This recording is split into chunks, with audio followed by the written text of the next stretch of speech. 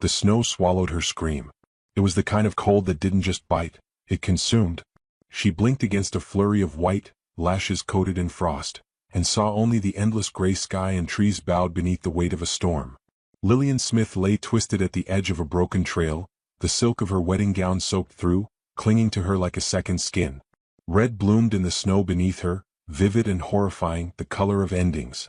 Her legs didn't answer when she told them to move. Something was wrong, something was gone. She tasted blood, iron and earth mixing at the corner of her mouth as she tried to raise herself on trembling arms. The pain didn't register right away, it came in delayed waves, each stronger than the last. Panic surged through her faster than the cold. The world tilted. She collapsed, cheek pressed to the frozen ground. There was no sound except the wind through the pines and the groaning of the ruined stagecoach smoldering behind her. A blackened wheel spun idly in the snow, creaking like an old man's laugh. He had left her. She didn't see it happen, she only remembered the crash, the jolt of horses screaming, the sickening lurch of metal and fire.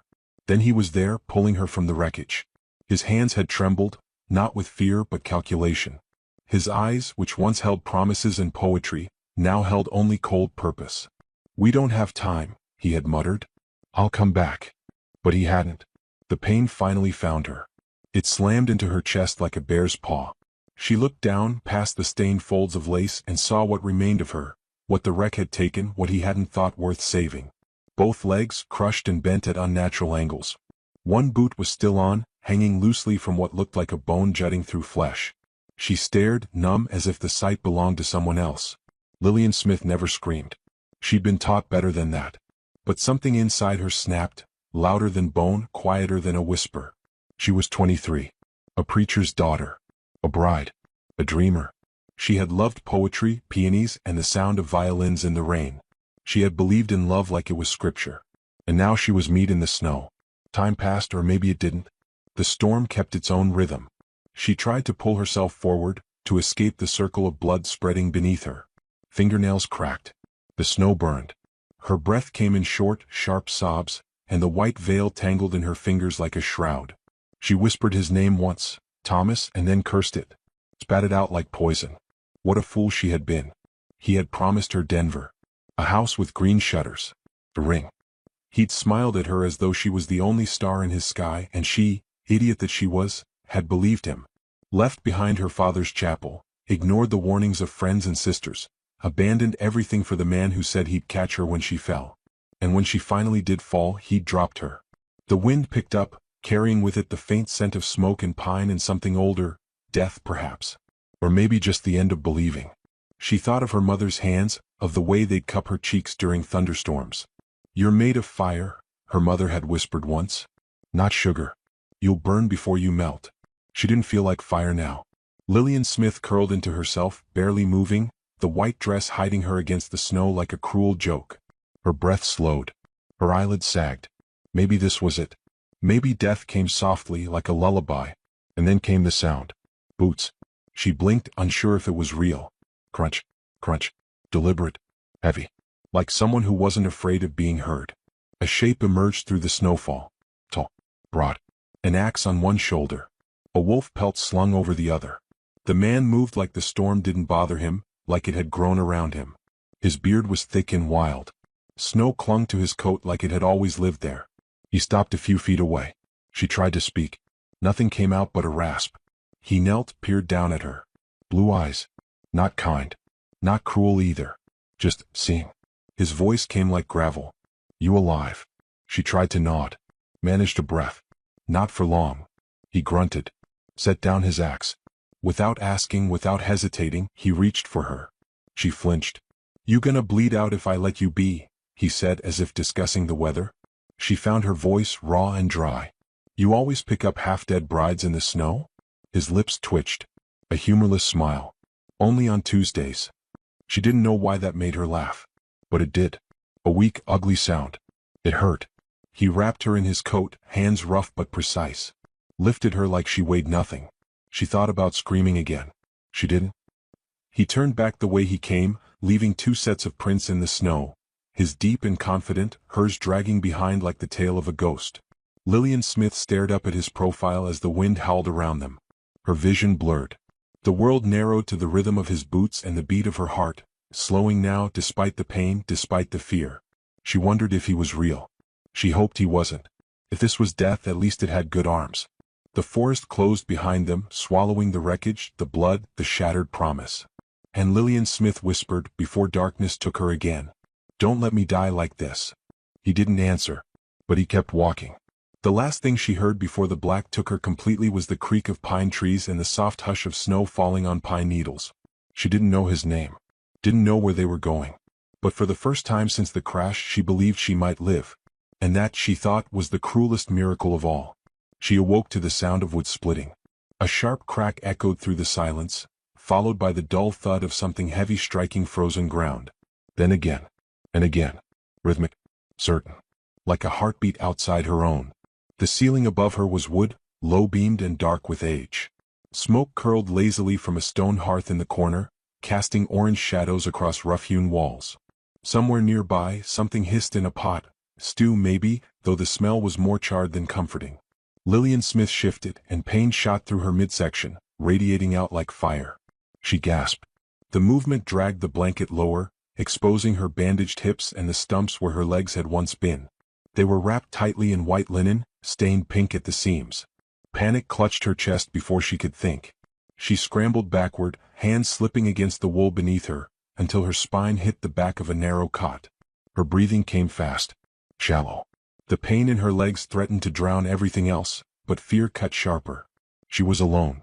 No, she remembered the boots, the axe, the stranger. The door creaked open. She grabbed the nearest object, a wooden bowl, and held it up, trembling as if it could stop whatever came next. The man entered with a handful of split logs and a face like winter. "Put that down," he said flatly without looking at her. She didn't move. He dropped the wood near the hearth and dusted his gloves off, his movements slow, deliberate. His coat was lined with fur and caked with snow.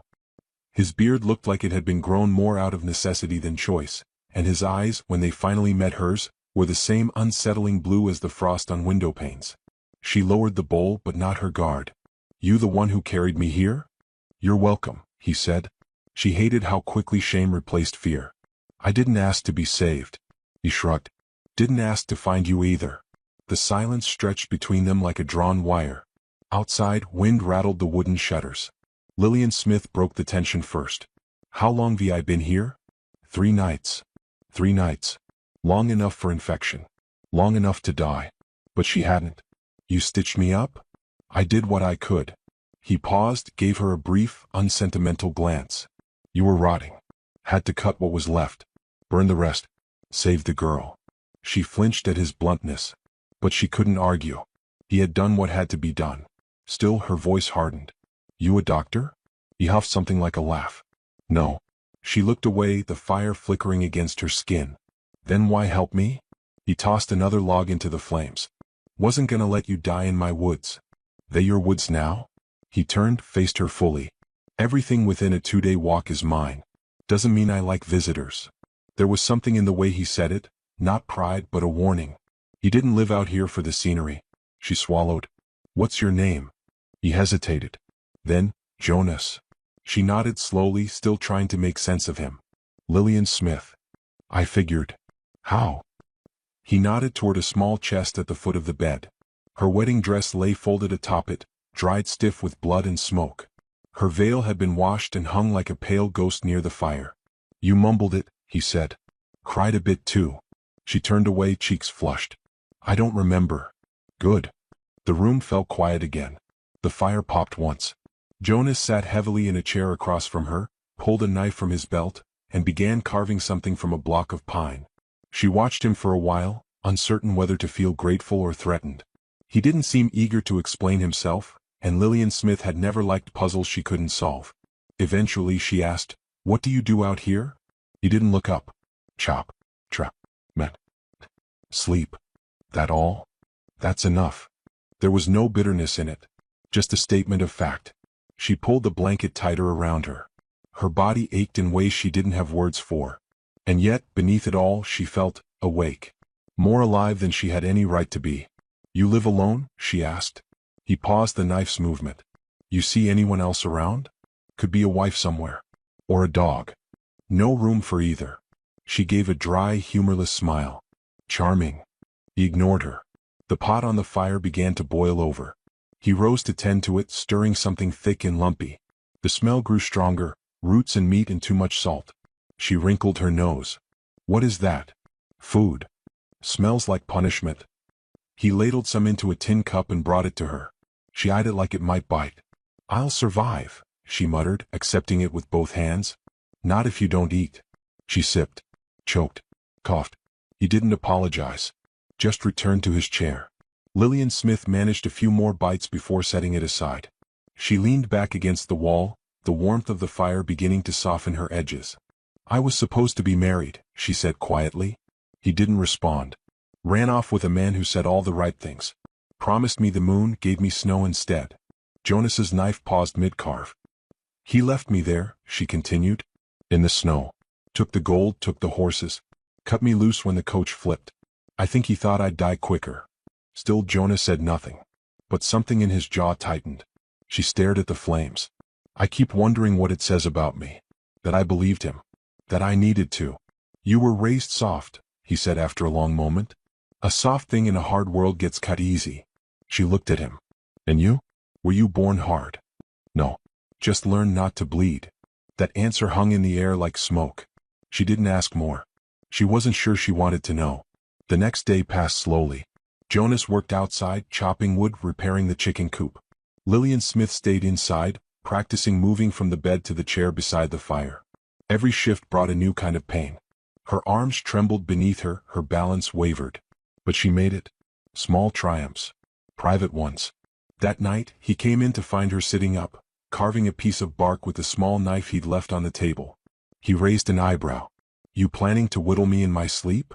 Thinking of carving you with better stew, she said dryly. Pause. Then, to her surprise, a quiet snort. It wasn't quite a laugh. But it was close. Over the next few days something changed. Not all at once, not dramatically, but subtly, like the way snow melts without fanfare. She watched how Jonas moved, how he checked the traps, how he fed the fire with the care of someone who had once watched something important go cold.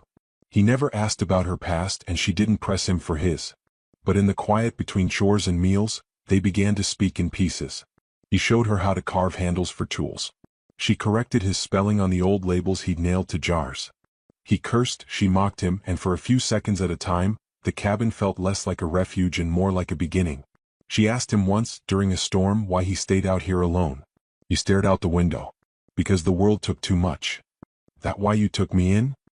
He looked at her then, his eyes unreadable. Maybe I wanted to give something back. She didn't believe him at first.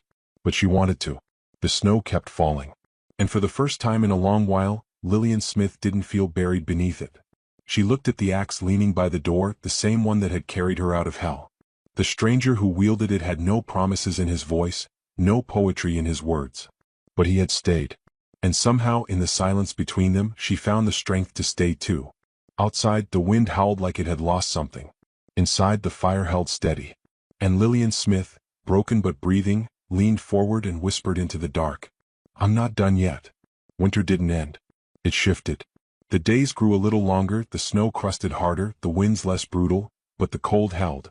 It lived in the bones of the trees and the floorboards of the cabin, in the silence between words. Lillian Smith counted time not by calendar or sun, but by what she could do today that she couldn't yesterday. First, it was getting from bed to chair without help. Then to the window. Then, balancing on the thick wooden braces Jonas had carved for her, heavy, stiff, strapped to her hips like a second prison, but they gave her height again. The first time she stood upright, even just for a second, she laughed so hard she cried. Jonas didn't say anything. Just handed her a mug of water and walked back to the stove. But later she saw him outside, splitting wood with more force than usual. As if pride burned hotter than firewood ever could. She tried to thank him once. He just shook his head. You're doing it? Not me. But that wasn't true. He had made the braces. He had taught her to balance, to shift weight, to catch herself on a tumble. He had watched, stone-faced, as she fell again and again and didn't offer a hand unless she asked. He was no savior. But he was the reason she hadn't stayed broken. They spoke more now. Not constantly but easily. Mornings began with fire and coffee and her teasing him for the number of flannels he owned. Afternoons passed in shared labor. She learned to skin rabbits. He let her carve a handle for his trapline knife. Evenings brought quiet, warmth, and the slow, surprising comfort of companionship. Lillian Smith no longer feared silence. She filled it with stories, half-true tales from her old life in Missouri, exaggerated accounts of her sisters, her father's terrible sermons, the time she tried to shoot a suitor in the foot for calling her delicate. Jonas listened. Sometimes he even smiled. But she noticed the way he tensed when talk veered too close to the past. He never spoke of where he came from. She didn't push. People didn't end up alone in the wild for simple reasons. The truth finally came one night as a blizzard pressed against the windows like a living thing. They sat by the fire. She was working on a carving, something shapeless still but forming. Jonas whittled in silence until his hands slowed, then stopped. "You ever kill a man?" he asked. She looked up, startled. "No." He nodded. "I have." She didn't speak, just waited. He stared into the flames.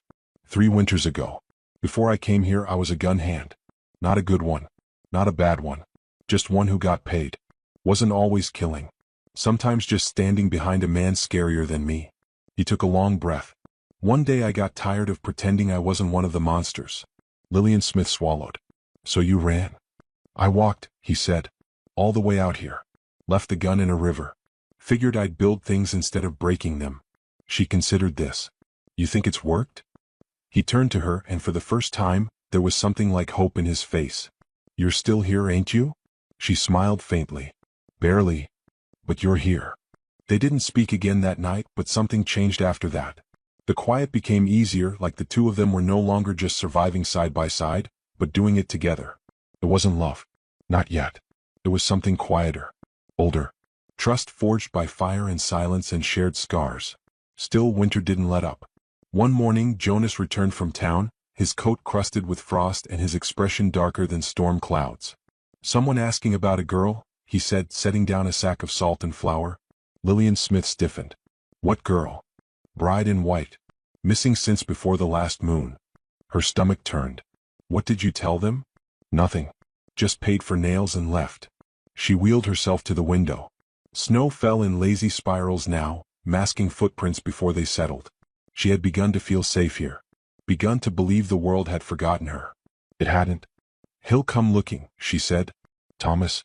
If he thinks I'm still alive, he'll come to finish the job." Jonas didn't argue. Instead, he went to the closet and pulled down a wooden box she hadn't seen before. Inside was a revolver. Worn but clean. Loaded. "I thought you left that life," she whispered. He stared at the gun for a long time. "I did." "Then why keep it?" "Same reason you keep breathing. Habit."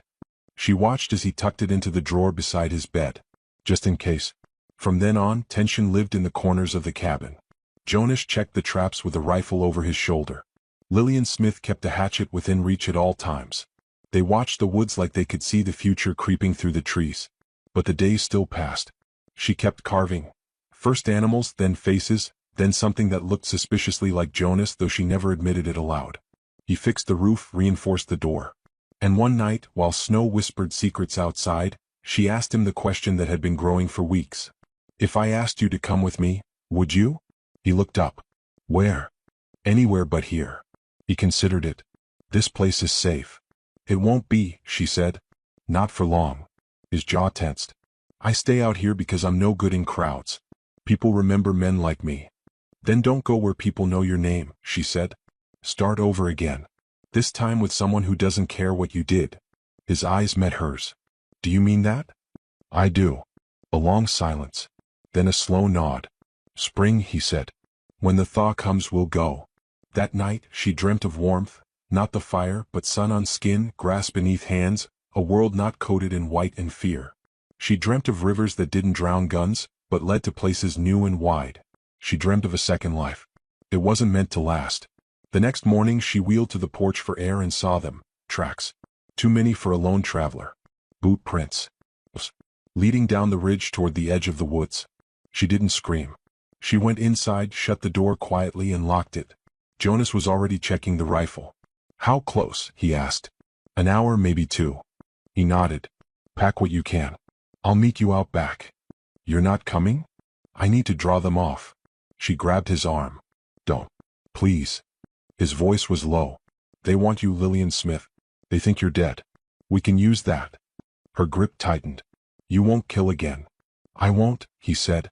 Not unless I have to. She didn't want to let go. But she did. He kissed her forehead, quick and fierce. Then vanished into the trees like he'd always belonged there. Lillian Smith rolled toward the back of the cabin, toward the root cellar where supplies were packed. Her heart thundered in her chest. She thought of the braces, the wood, the axe, the man who'd carried her through a blizzard. She wasn't helpless. Not anymore. She reached for the hatchet. Whatever came next, she would not crawl again. Smoke bloomed on the horizon, thick and oily against the pale morning sky. Lillian Smith crouched low in the snow behind the root cellar, the hatchet resting across her knees, her breath sharp in her throat. The cold bit through the seams of her coat, but she barely noticed it. All her focus was on the trail winding through the trees, waiting for movement, for sound, for the past to arrive with a loaded gun and a smile like rot. The woods were too quiet. She hadn't heard Jonas since he vanished into the pines hours earlier, and each minute without a shot, without a cry, frayed her nerves further. The plan was simple. He'd lead them away by her time. But if they were smart, if Thomas had learned anything from that wreck, they wouldn't be fooled for long. A horse's breath fogged the air just beyond the trees. Voices, 2 no 3. Men. Close. One laughed, low and cruel, and the sound scraped her like broken glass. They said she died, the voice drawled. But a little bird in town swears they saw blood in the snow, tracks leading west. Another answered. You think she limped this far? Don't care. If she's alive, she's got the money. She's dead, I want the body. Ain't right, leaving things unfinished. Lillian Smith gripped the hatchet tighter. Footsteps moved closer. She held her breath, heart hammering so loud it felt like a drumbeat in her ears. They were close enough now that she could smell them, horses, sweat, smoke. Close enough to hear the creak of leather and the jingle of spurs. Cabins up ahead, someone muttered. One of them stepped into the clearing. Broad-shouldered, thick coat, a revolver loose in his hand. Thomas. His face hadn't changed. Same sharp jaw, same cold eyes that once told her she was the only thing that mattered. But now, all Lillian Smith could see was the man who'd left her to die for a pouch of gold and a faster horse. He turned his head, scanning the cabin. No smoke. Empty. The second man rode up behind him, younger, jittery. You sure? Thomas dismounted slowly, careful as ever. Yeah, she's here. Or she was. Lillian Smith shifted her weight, inching back toward the cellar's trapdoor. Her fingers ached from the grip she kept on the hatchet. She needed to wait. She needed... A shout cracked through the trees. Hey! Jonas's voice. Loud. Bait. Gunfire erupted instantly. The men spun, ducked, cursed. One dropped to his knee and fired wildly toward the sound. Lillian Smith didn't wait for the rest. She surged forward, fast, low, pain biting her with every push of her braces, and flung the hatchet with every ounce of strength she had. It landed with a meaty thunk. The younger man dropped, screaming, blood gushing from his thigh where the blade had sunk. The horse bolted. Thomas turned, stunned, and met her eyes. For a second, everything froze. You, he breathed. You left me, she said. He reached for his gun. She dove to the side, rolling hard, the braces thudding into her ribs. The revolver fired, deafening. A shot whizzed past her head and exploded bark from a nearby tree. She crawled, fast and brutal, toward the fallen man and yanked the hatchet free from his leg. He howled. She ignored him. Thomas stalked forward, firing again. The round struck the dirt just inches from her shoulder. Should have stayed dead, Lillian Smith, he shouted. Another shot rang out, but this one wasn't his. Thomas's body jerked sideways, then collapsed in a heap, face down in the snow. Jonas stepped into view, rifle still raised, breath steaming in the air. His coat was torn at the shoulder, blood blooming dark across the fabric. But his aim had never faltered. The last man, the third, turned and fled into the trees. Jonas didn't fire again. The clearing held its breath. Lillian Smith pushed herself upright, panting. Her legs throbbed with ghost pain, every muscle trembling, but she didn't fall. Thomas lay 10 feet away. Snow soaking red beneath him. She limped forward. Stood over him. For a long moment she didn't move. Just stared at the man who had once whispered forever and then left her to rot like spoiled meat. I loved you, she said low and quiet. The wind answered for him, dry and empty. She dropped the hatchet beside his body. When she turned, Jonas was watching her, not with pride, not with pity, but something gentler. Understanding. You all right? He asked. No, she said. But I will be. He came to her, cautious with his wounded arm, and she leaned against him without asking. They stood that way for a while in silence, as the snow fell gently over the ruins of what had been. Back at the cabin, she stitched his shoulder with shaking fingers while he grunted through gritted teeth. The fire crackled nearby, steady as always. Familiar. Alive. He didn't speak as she worked, didn't flinch either. When it was done, he looked at her the same way he had that first night in the blizzard. Quiet, deliberate, as if she were something strange and fierce and real. "Come spring," he said, voice hoarse, "we're gone." She nodded. "I know." She didn't ask where. It didn't matter. The world was wide and she had already died once. What came next wasn't about escape anymore. It was about choosing. That night they burned the bodies. Not for justice. Not for vengeance. Just so they wouldn't have to look back. The flames rose high into the sky, dancing with the wind, taking the past with them. Lillian Smith watched until nothing was left but embers. Then she turned away and never looked back. Inside the cabin was warm. Quiet. The carved animals she'd made lined the mantel now, rough and proud. Among them stood one new piece, small, shaped like a bride in a veil, her legs missing but her chin lifted. Jonas sat at the table, sharpening the hatchet. Lillian Smith joined him, hands steady. "You regret it?" she asked. He didn't look up. "Which part?" "All of it." He paused, then shook his head. "No. Not the part that matters." She smiled, slow and tired. "Good." Later, as the fire dimmed and the shadows stretched, she lay awake and thought about what it meant to survive. Not just to keep breathing, but to burn hotter than what tried to kill you. She had been a bride, a victim, a woman without a future. Now she was something else. She had stood in the snow and carved a life out of death. And when spring came, she would leave the mountains behind, not as a broken thing, not as a runaway, but as a woman who had buried the past with her own hands. The wind rattled the shutters, but inside, all was still. Lillian Smith closed her eyes and let the fire's warmth carry her into sleep, knowing for the first time in her life, she would wake as someone new. The train hissed its final breath into the morning fog as wheels screeched to a halt beside the weather-worn platform. Pale light filtered through the mist, curling around the iron bulk like it meant to hide something. Maybe the truth, maybe the shame. And then she appeared, rolled forward by a silent porter who did not meet her eyes. Annie Mae Jenkins sat still as stone in her wooden wheelchair, wool shawl wrapped tightly around her shoulders, though the chill in her bones had nothing to do with the cold.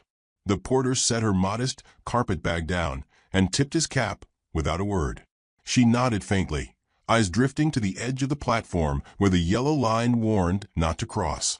She did not need the reminder. Her life had always been a series of quiet boundaries drawn by others. A folded letter rested in her lap, its corners soft from being opened and closed 100 times. The ink had faded in spots, but she knew every word by heart. "You sound like a woman of rare grace. If you'll have me, I'll meet you at the depot. I got a home and a name to offer you." He'd signed it, Benjamin Crow, rancher of Westbridge County. A man who hadn't seen her, hadn't met her, only exchanged letters through the marriage agency. But he'd been kind in ink, and kindness, to Annie, was a rare and holy thing. Steam from the engine drifted past her, curling through her chestnut hair. She sat straighter, brushing a curl from her cheek. She'd worn her best dress, ivory linen with pearl buttons. It was simple but clean, with hours of hand-stitched care in every seam. The hem fell just right over her lap. She'd prayed it would make a good first impression. 10 minutes passed. Then 20. A few men tipped their hats to her as they left the station.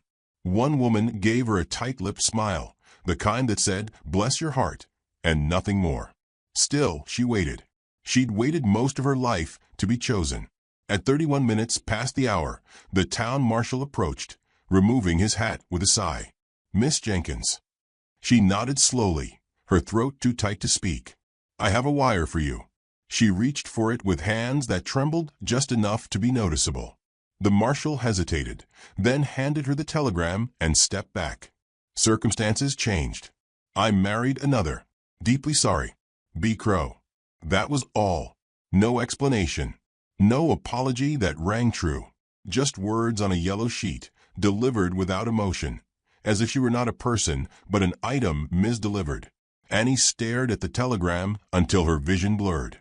She folded it precisely, smoothing the crease with both thumbs. The train exhaled again, and the platform fell quiet. She did not cry. Not yet. By the time the fog had thinned, only she remained, a figure draped in white, motionless in her chair, framed by the cold iron beast behind her and the empty benches around. Her heart beat steadily, but something inside had curled inward like scorched paper. From the far end of the platform, a man watched. He was tall and rough around the edges, his coat frayed at the sleeves, his beard streaked with silver. His name was Elias Monroe, and he had not come for her. Not officially. He was there delivering a crate of horseshoes to the general store. He'd arrived early. The sound of the train had drawn him down the hill. That, and something else he couldn't quite name. He'd seen plenty of folks dropped off by that train, mail-order brides, traveling gamblers, preachers with too much faith and not enough spine. But there was something about this woman that made him pause. Maybe it was the way she didn't fidget. Maybe it was how she stared straight ahead, unflinching, like someone who'd just been gutted and was waiting for the bleeding to start. She didn't notice him until he knelt beside her. He didn't speak at first, just crouched and set down a small bag he'd been carrying. It wasn't until she turned her head slightly that he saw her face. Pale, yes, but composed. No trace of panic. No shame. Only a slow-burning resolve in her wide, dark eyes. "You waiting on someone, miss?" His voice was low and sanded raw by the wind. She blinked once. "I was." "Would he be the man who sent that wire the marshal just handed you?" She studied him. Word travels quick. Not many come to this station, and even fewer leave someone behind. She said nothing. He looked away. "I didn't mean to intrude." "You didn't," she said softly. Then, after a pause, "I suppose I'll find lodging at the boarding house. I'll manage." "I imagine you will," Elias said, standing slowly. His knees cracked. "But you shouldn't have to tonight. You'll freeze before you reach the hilltop." "I'm not helpless." "I never said you were." She looked at him again. The fog had thinned enough to show the lines at the corners of his eyes, the scar on his cheekbone, the tiredness he carried like a second coat. There was no pity in his gaze, no patronizing smile, just quiet concern, like a man looking at a barn with a cracked beam and wondering if it would hold. "Who are you?" she asked. "Elias Monroe, blacksmith, widow." Annie nodded. "Annie Jenkins." No title. He half smiled. "We all come from somewhere, Miss Jenkins." "I came from nowhere, and now I've arrived to more of it." Elias exhaled through his nose. "Come with me." "To where?" "My cabin. Just for the night. It's warm. Clean. I'll set you up in the spare room. You can decide what to do in the morning." Annie studied him again, measured his words. There was no urgency in them, no hint of predation. Just a man making an offer to someone with no good choices. She hesitated. "One night." He nodded. "One night." He picked up her carpet bag. It was heavier than it looked. She wheeled herself to the edge of the platform. He stepped down first, then offered his hand. She considered, then took it. His grip was firm and warm. Together, they crossed the tracks into the fog, the echo of the train's departure still lingering like a ghost. That night, as she lay in a bed that smelled faintly of cedar and pipe smoke, Annie stared at the ceiling and let the tears come. Not for the man who had rejected her, but for the version of herself that had dared to hope. She cried quietly, like someone used to silence. And when she finally slept, it was not deep, but it was the first rest she'd known in months. And somewhere beyond the window, in the blacksmith's small living room, Elias Monroe sat by the fire, turning a horseshoe in his hand and wondering what kind of man left a woman like her at a train station in the fog. The morning after Annie arrived at Elias Monroe's cabin, the mist had burned off, but the chill remained. She woke in a room that smelled of old pine, metal oil, and wood smoke. There was a faint hum of life outside, the clang of steel striking steel, a hammer rhythm steady as a heartbeat. She'd heard that sound in dreams once, back when she imagined a man building something with his hands, not breaking things with them. She pulled the blanket tighter and sat still for a long time. No one came in. No footsteps on the creaking floorboards. No knock on the door. When she emerged, Elias was at the forge, shirt sleeves rolled, face streaked with soot, his body moving like muscle and memory alone. He didn't stop what he was doing when she wheeled out. Didn't ask if she slept well. Just nodded once and said, "Coffee's hot." The cup was chipped, but the warmth in her hands made up for it. She didn't speak much. Neither did he. They shared silence like two people who knew noise wasn't necessary for meaning. But she knew she couldn't stay. By sundown, she'd thanked him, politely but firmly, and asked where the boarding house stood. He gave her directions without argument, offered to carry her bag, and stood on the porch as she wheeled away alone. The land sloped uphill into the town. Each push of her wheels strained her shoulders, bit into the muscles of her back. She paused often, breath short, pride bruised but not broken. Townsfolk passed her. Some glanced. Most didn't. She reached the boarding house before dusk, her hands sore and her palms raw. Mrs. Beecham, the keeper, took one look and sighed. One room in the back. Dirt floor. He comes in slow. $3 a week. Annie said thank you and paid without flinching. She took what space she could find, a cot near a drafty window, a chair that wobbled, and a wash basin stained with iron. It wasn't home, but it wasn't charity either. Word spread fast. Whispers followed her like shadows. They said she was the cripple the rancher left. She thought she'd get a husband. Got shame instead. The worst of it came not from cruelty, but from pity. Eyes that didn't look at her, but through her. She endured. She always had. In the early mornings, she wheeled down to the back of the seamstress's shop, offering to mend hems, patch knees, and sew on buttons. At first, Mrs. Dolan said no. Folks won't trust work from someone who can't stand. But Annie left a hand-stitched sampler anyway. By the next week, she had 2 dresses to repair and a pair of overalls that needed letting out. She baked in the evenings, pies mostly, rhubarb when she could afford sugar, potato crust when she couldn't. She left slices wrapped in cloth at the post office, at the chapel steps, sometimes on Elias Monroe's porch without a note. He never mentioned them, but once she found a polished tin mug left on her stoop in return. It gleamed like silver in the afternoon sun. There were days when she earned barely enough for tea, days when her fingers ached too much to stitch. On those days, she read borrowed books in the corner of the library, under the quiet judgment of those who passed her by. But slowly, the scorn faded. A teacher asked her to mend curtains for the schoolhouse. A widow asked for help baking wedding cakes for her daughter's ceremony. Children began to nod when they passed. She never raised her voice, never asked for more than what she earned.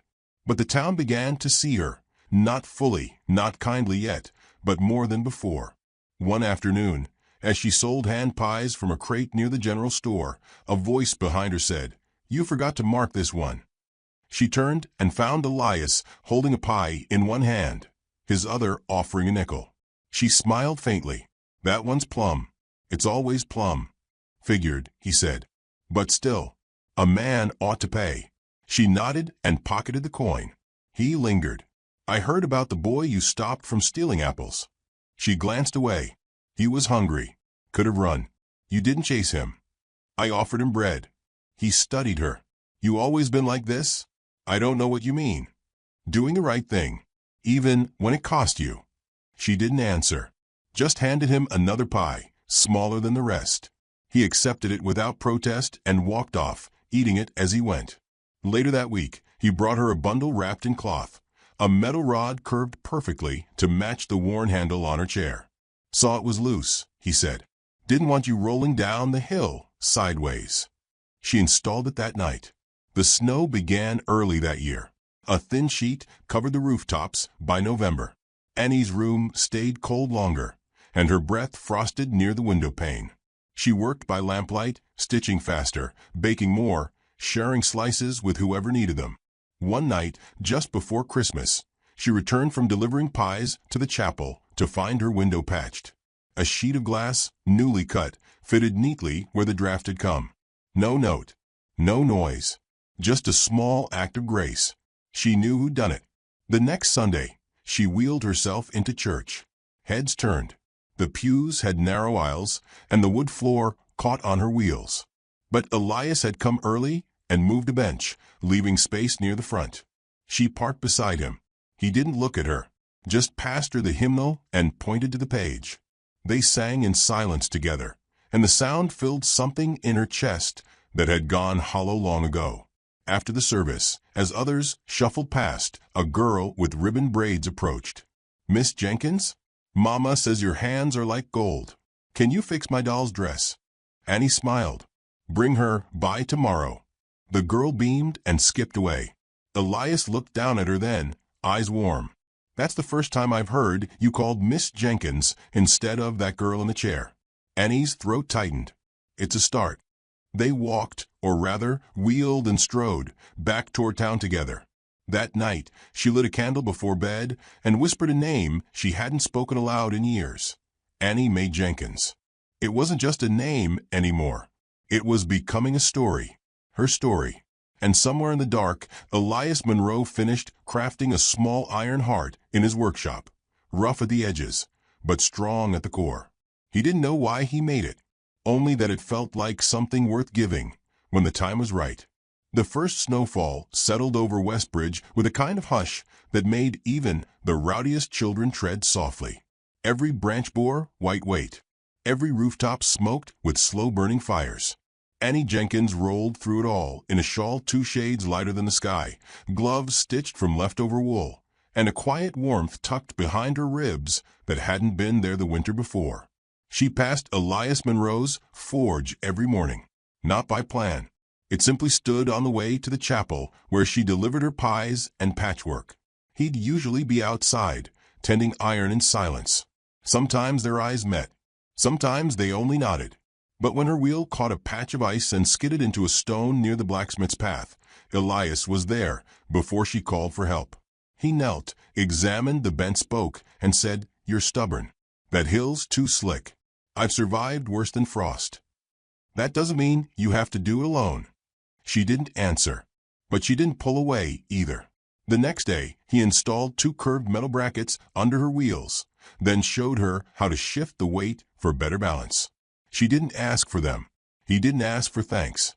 But when she brought him a rhubarb tart wrapped in cloth, his hands lingered on it a little longer than necessary.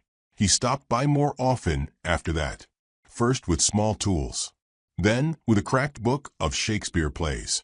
"Figured you'd like the words more than I do," he said.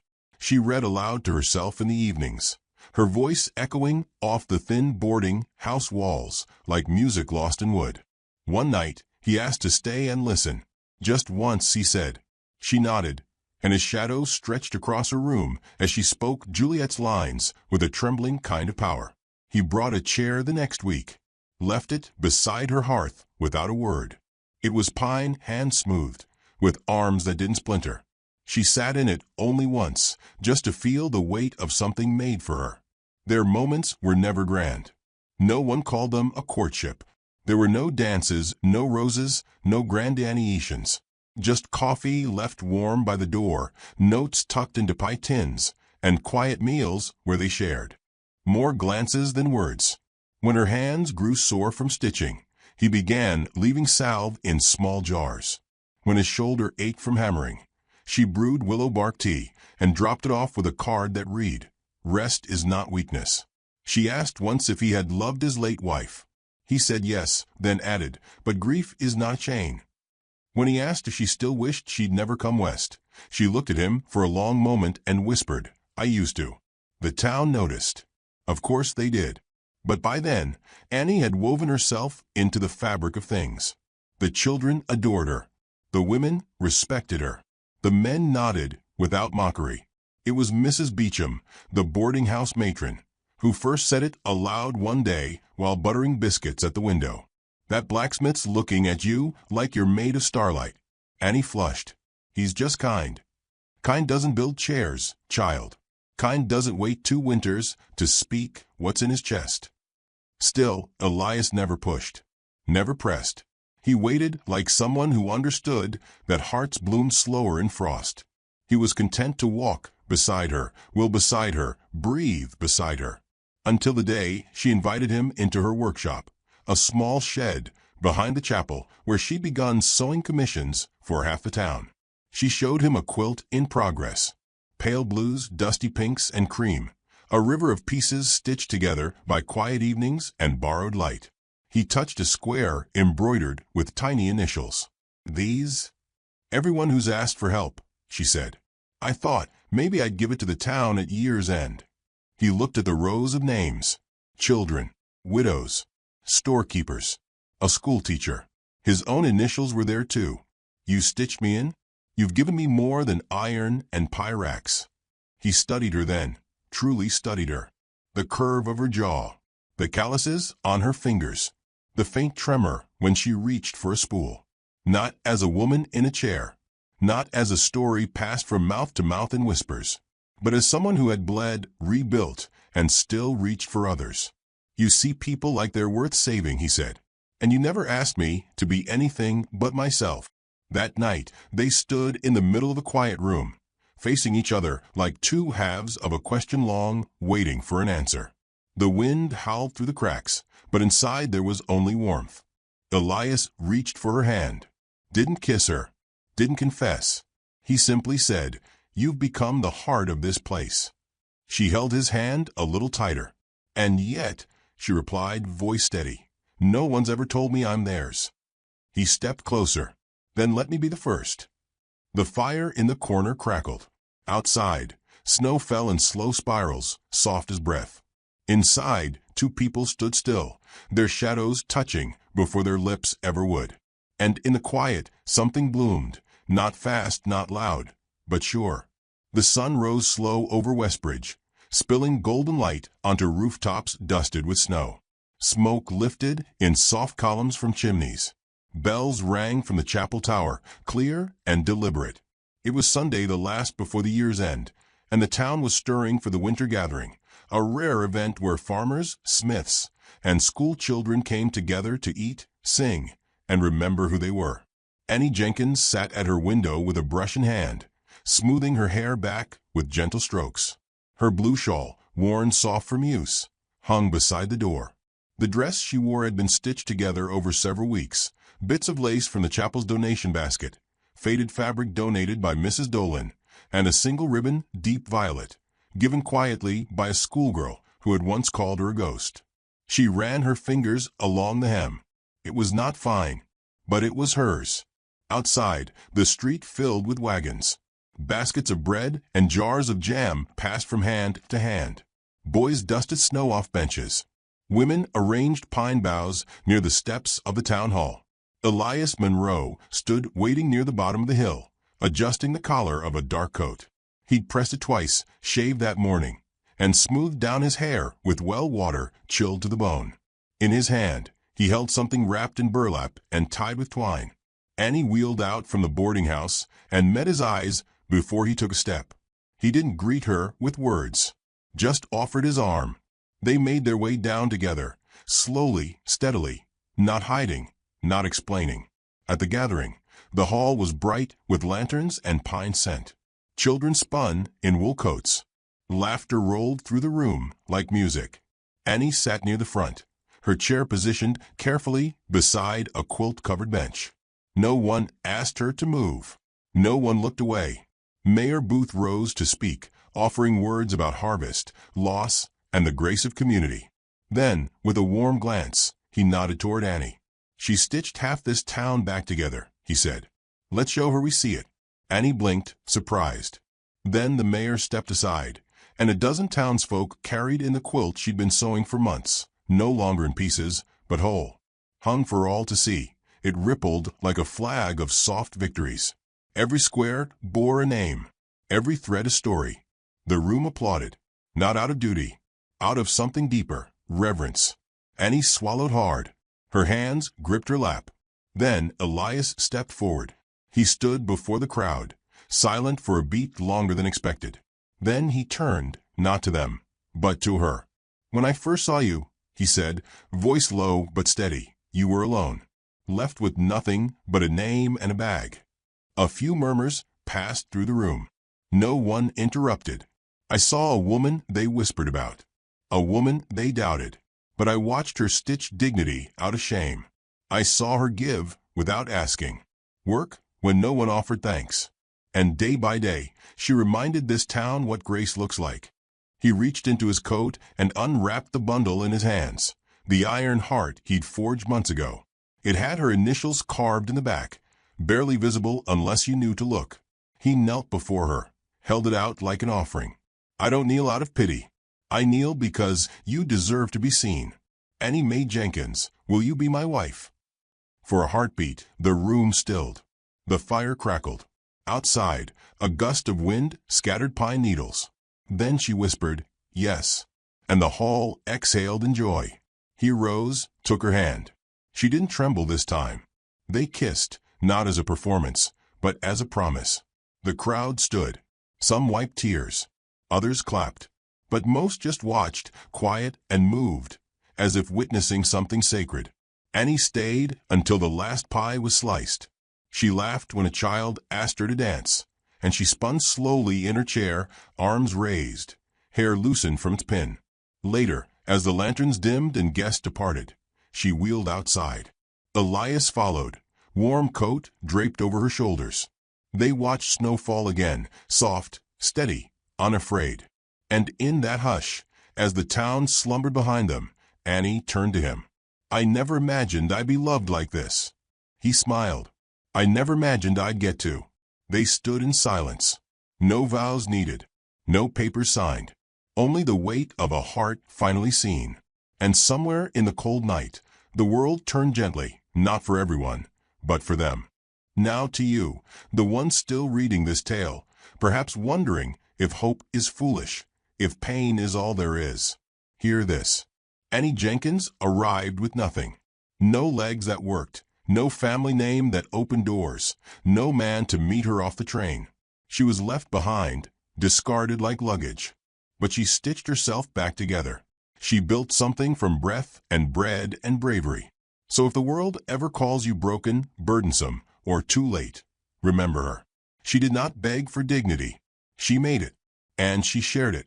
And in the end, the one who saw her fully didn't come riding in like a hero. He knelt because she'd already risen. Let that stay with you. Let it be enough to believe. You are not too much. You are not too late. And someone out there, maybe not today, maybe not tomorrow, will see you exactly as you are and say, you're my heart.